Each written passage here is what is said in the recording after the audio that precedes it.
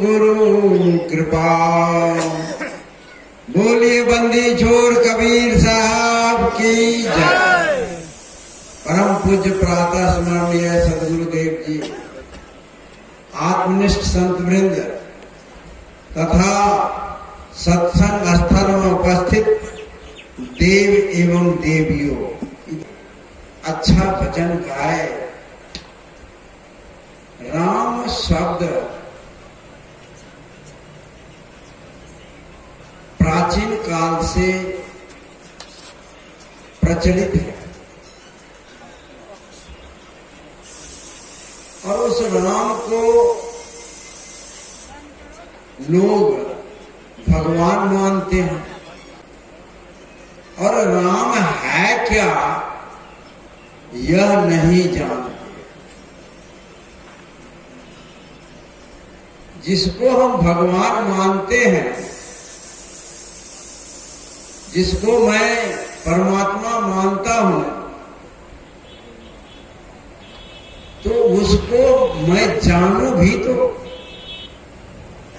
कि राम है क्या, परमात्मा है क्या। सदगुरु कबीर साहब ने कहा है, जाना नहीं बूझा नहीं, समझ किया नहीं गौर, अंधे को अंधा मिला,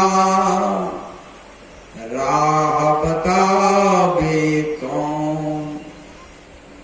जाना नहीं बूझा नहीं, समझ किया नहीं गौर, अंधे को अंधा मिला, राह बतावे कौन। राम शब्द की खेती, परमात्मा शब्द की खेती, ब्रह्म शब्द की खेती, अल्लाह शब्द की खेती, गॉड शब्द की खेती पूरे संसार में हो रही है। इसकी खेती हो रही है। जैसे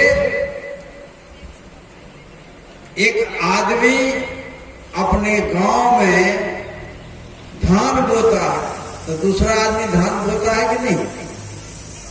एक आदमी धान नहीं बोता, सब धान बोलेगा।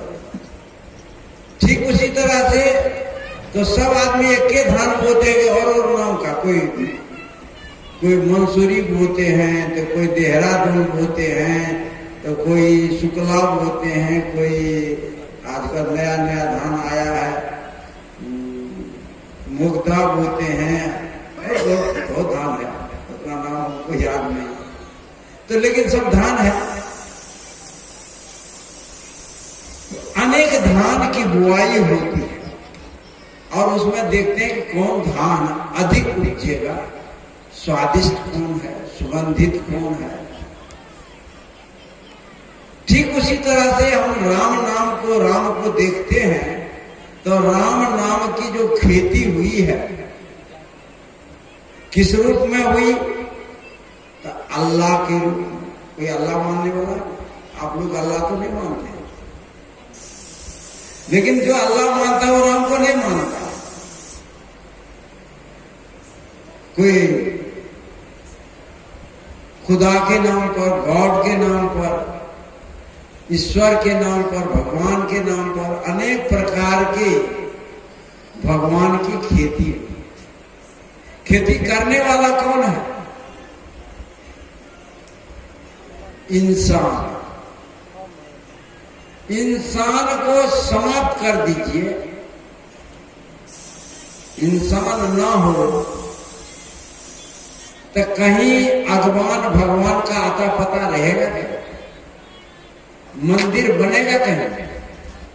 मस्जिद बनेगा, गिरजाघर, गुरुद्वारा,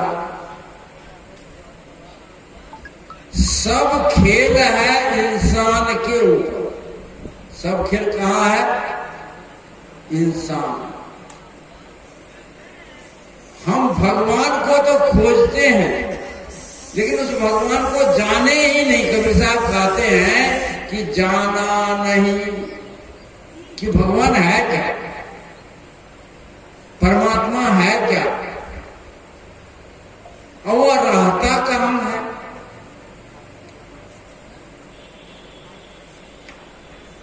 जिस गांव में रहते हैं, जिस देश में रहते हैं, उस गांव का, उस देश का नाम आपको पता होगा।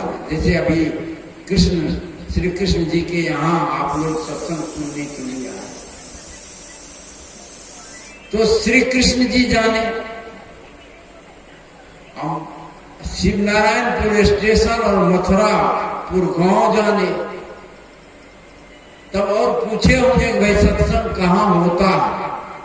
जब यहाँ आए तब आप पूछे होंगे कि सत्संग कहाँ होता। एक आदमी पूछने के लिए आया कि यहाँ ही आ रहा था, तो श्री कृष्ण जी के लड़के के नाम शंभू जी है, तो कहा उनके लड़के के नाम शंभू है, उनके यहाँ जाना। तब सत्संग शुरू नहीं हुआ, तो कहा शंभू तो यहाँ 2 ठो है, किस शंभू के यहाँ जाइए। तब उनको कहना पड़ा कि जो कबीर साहब को मानते, तो शंभू तो आया, तो किस शंभू को, तो कबीर साहब को मानने वाला। ओ कहाँ, वो घर है, हाँ चले। तब वो आकर के यहाँ पहुंचा। मतलब यह है उसका आप पूरा ब्यौरा जब जानते हैं तब वहां आप पहुंचते हैं।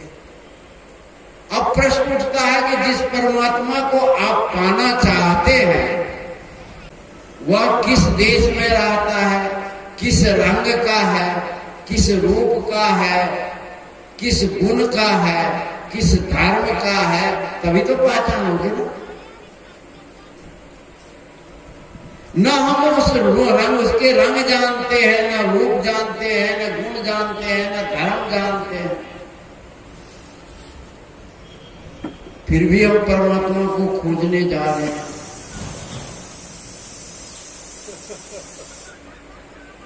वेद के ऋषि से पूछा कि परमात्मा कैसा है, कहा निर्गुण है, कहा ना, सगुण है ना, गोरा है, कहा ना, काला है, कहा ना,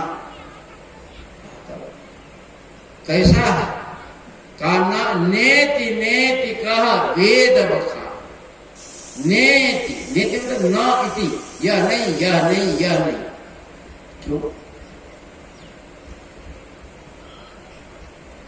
क्यों कहा ना ये, ना यही, ना यही, जब यह नहीं नहीं कह रहा था है क्या।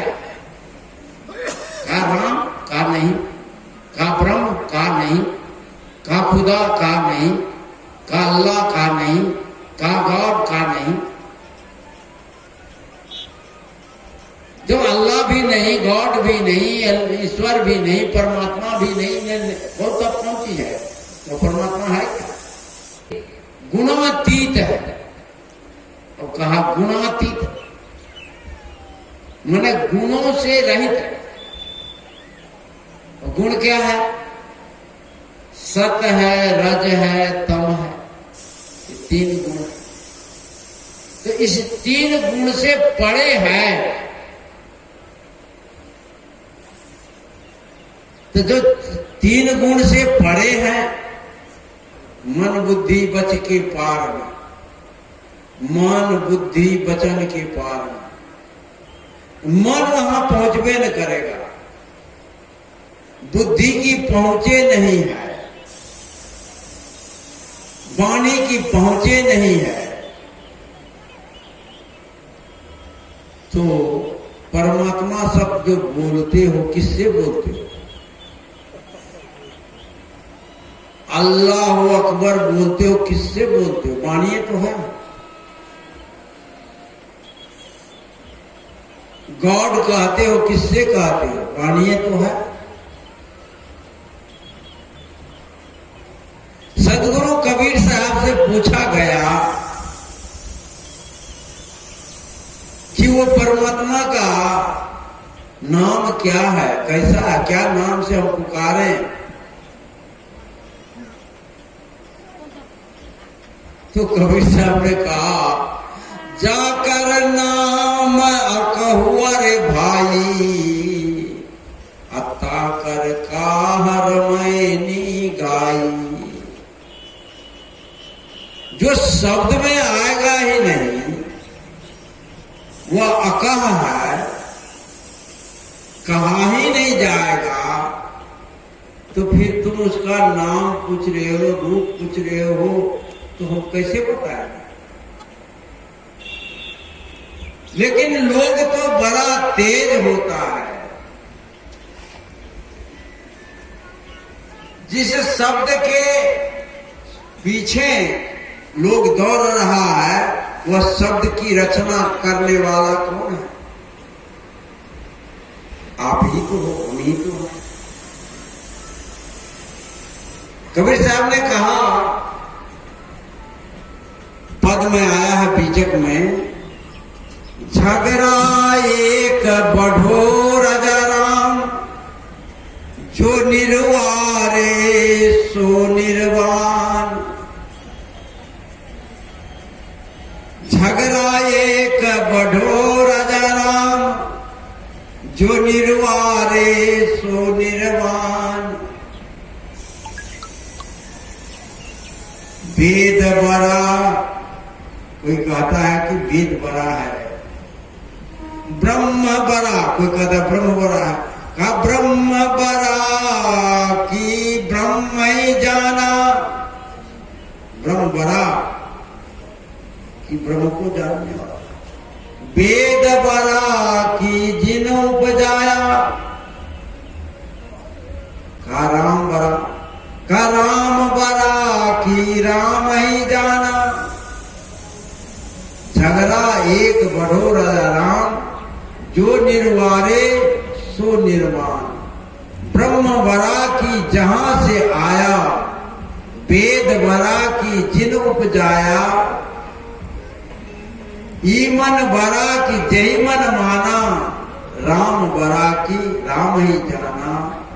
भ्रम पर कबीरा फिरे उदास, तीर्थ बड़ा की। हम किस शब्द में, यदि ब्रह्म कहते तो ब्रह्म आया कहां? राम कहते तो राम को जानने वाला बड़ा हो जाए। कृष्ण कहते हो, कृष्ण को कहने वाला कौन है? हम उसे शब्द में पिरोते, हम शब्द में गूंथते, शब्द में गूंथने की आवश्यकता है। शब्द शब्दातीत है। दो बात इसलिए कहना चाह रहा हूं, कहूंगा कि लोगों के अंदर भी गुरुमुख साहब जी भजन गाए, जिस मन में अभिमान भरा है, भगवान कहां से आए। लघुता सबसे बड़ी, लघुता सबसे भली। जो गुण होय शरीर, लघुता सबसे भली। जो गुण होय शरीर, जग कहे संत विनम्र है। जग कहे, जो संत हैं ये क्या है? भक्त। जग कहे जन विनम्र है, दर्शन हरि का हो। जिस परमात्मा को पाना चाहते हैं, उसके लिए क्या चाहिए? अभिमान को खत्म कर। सदगुरु की जय बोलने में भी कठिनाइयां हो। संत महापुरुष आते हैं तो आदर करना भी लगता है कि गुनाह हो। आदर करें, खड़े हो जाए, सम्मान दीजिए। आदर करने से कोई छोटा नहीं होता, आदर करने से बड़ा। लघुता से लघुता ते प्रभुता मिली, प्रभुता ते प्रभु चीटी शक्कर ले चली हाथी की सुई। मतलब यह है कि जिस परमात्मा को पाना चाहते, वह परमात्मा कोई मंदिर में नहीं है, मस्जिद में नहीं है, कोई नाम में नहीं है, कुछ रूप में नहीं है।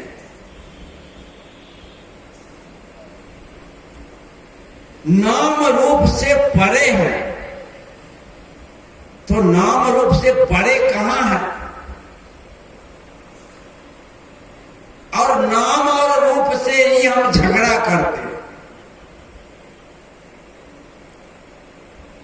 राम को मानने वाला कृष्ण का नाम नहीं लेता।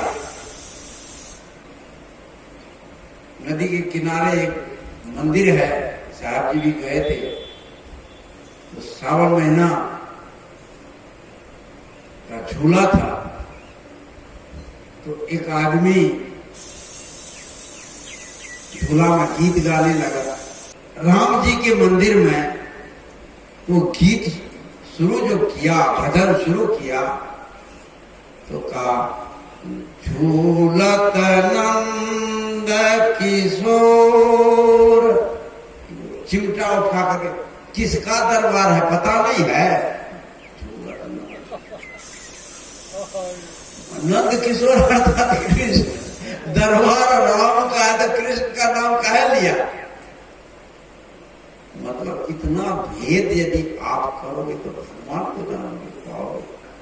तो मतलब यह है जहां ये भेद है, इस भेद से खत्म है। मंदिर में भगवान है नहीं, मस्जिद में भगवान है नहीं, नाम में भगवान है नहीं, रूप में भगवान है नहीं, तो भगवान है क्या? और भगवान को बनाने वाला कौन है? इसी जिस उपनिषद को आप पढ़ते हैं उसी उपनिषद में आया है, नहीं मनुष्यात श्रेष्ठ तरम ही किंचित। नहीं मनुष्यात, मनुष्य से श्रेष्ठ तीनों लोक में कुछ है ही नहीं। तो भगवान रह गया क्या? भगवान को भगवान कहने वाला कौन है? मनुष्य। राम को राम जानने वाला कौन है? मनुष्य, आदमी। ब्रह्म को ब्रह्म कहने वाला कौन है? आदमी। वेद को वेद बनाने वाला, रचना करने वाला कौन है? आदमी। आदमी को आप छोड़ देते हो, अब भगवान की पता अलग पूछते हो। कभी मिलेगा, कहीं मिलेगा। अब प्रश्न दूसरा उठता कि यदि यही आदमी भगवान है, ये जितने हमारे माताएं बैठी है, सीता है, एक साखी और याद आ गई। निर्गुण ते सगुण कठिन, निर्गुण ते सगुण कठिन, मर्म न जाने कोई। निर्गुण से सगुण कठिन है।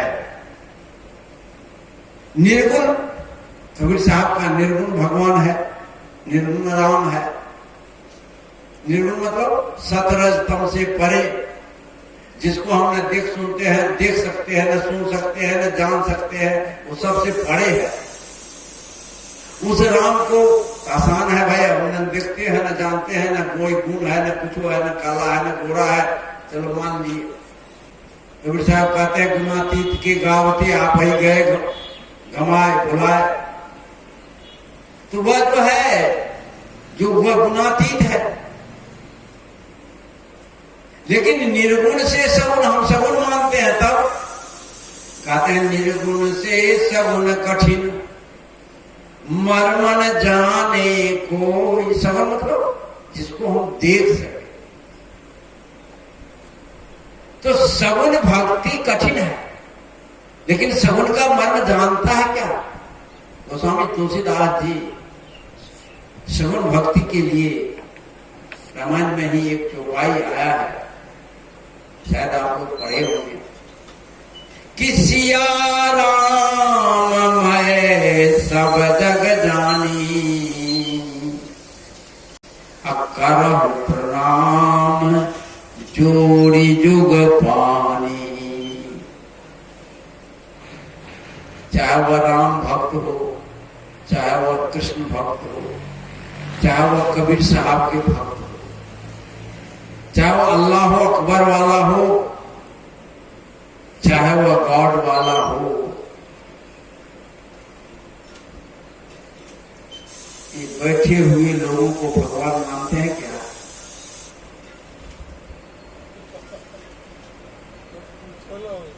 इसमें से कौन मानते हैं बैठे हुए लोगों को?